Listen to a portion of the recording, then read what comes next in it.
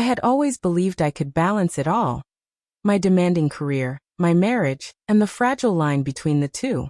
For years, I had poured myself into my job, chasing promotions and recognition, while my husband, Daniel, quietly supported me. He cooked dinners when I worked late, he reminded me to breathe when deadlines loomed, and he never once complained when my phone buzzed at midnight with work emails. He was proud of me, prouder than I was of myself. So when my boss, Mr. Harris, suggested a dinner at our home to discuss my future with the company, I thought it was an opportunity.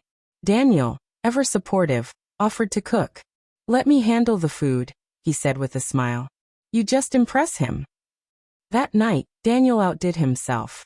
The table was set with candles, the roast chicken smelled divine, and soft music played in the background. Everything was perfect, until Mr. Harris opened his mouth. At first, his comments were subtle. A jab about our modest neighborhood. A remark about the cozy size of our house. I bit my tongue, reminding myself that he was under pressure, that he didn't mean harm. But then he turned his attention to Daniel. "So," he said, swirling the wine in his glass, "what is it you do again?" Daniel smiled politely. "I'm a freelance carpenter. I design custom furniture." Harris smirked, setting his glass down. So basically, you make tables. Must be nice, not having to worry about a real job." The air went still. My stomach dropped. Daniel's smile faltered, but he stayed calm. "It's honest work. I enjoy it." Harris chuckled. Sure. Not everyone is cut out for the big leagues. Some of us chase success, some of us sandwood." He laughed at his own joke, sipping his wine like he'd just said something clever. I stared at him in disbelief. This was my husband he was belittling. The man who had held me up through every sleepless night, who had believed in me when no one else did. And here was my boss, sitting in our dining room, daring to insult him in his own home. Daniel didn't defend himself further. He simply looked at me, his eyes calm but heavy with something I couldn't name. Disappointment? Hurt? A silent question. "Will you speak up for me?" And that's when it hit me. For years, I had let this job consume me. Let Harris dictate my worth. Let him pull me like a puppet on strings. I had thought I was working for a future, but in that moment, I saw the cost. The slow erosion of respect, the quiet sacrifice of the man who mattered most. I put down my fork and met Harris's smug gaze. "Daniel is more of a man than you'll ever be." The words left my mouth before I could second-guess them. Harris blinked, stunned. I continued, my voice steady. "He creates things with his hands. He builds beauty out of nothing.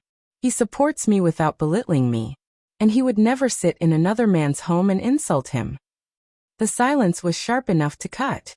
Harris's face turned crimson, his arrogance cracking. He muttered something about a joke and lightening the mood, but I didn't let him recover. "Dinner is over," I said coldly. "You should leave." He stood, sputtering protests, but I stayed firm. Daniel rose quietly, walked him to the door, and opened it without a word. Harris left in a storm of muttered insults, slamming the door behind him.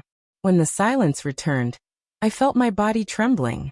I had just thrown away years of climbing the ladder, maybe my entire career, in one reckless defense.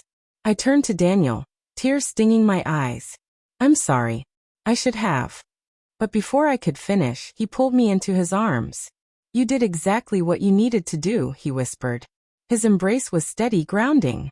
In that moment I knew. Nothing I could achieve at work would ever compare to protecting the man who had always protected me. The next morning, I resigned. Harris tried to threaten, to shame me, but I didn't care. I walked away, because that night had changed everything. For the first time in years, Daniel and I had breakfast together without my phone buzzing. For the first time, I looked at him not with guilt, but with pride. He wasn't just my husband. He was my anchor, my partner, my proof that love mattered more than ambition. My boss insulted my husband in our own home. But that was the day I realized what truly deserved my loyalty. And from that day forward, I chose us.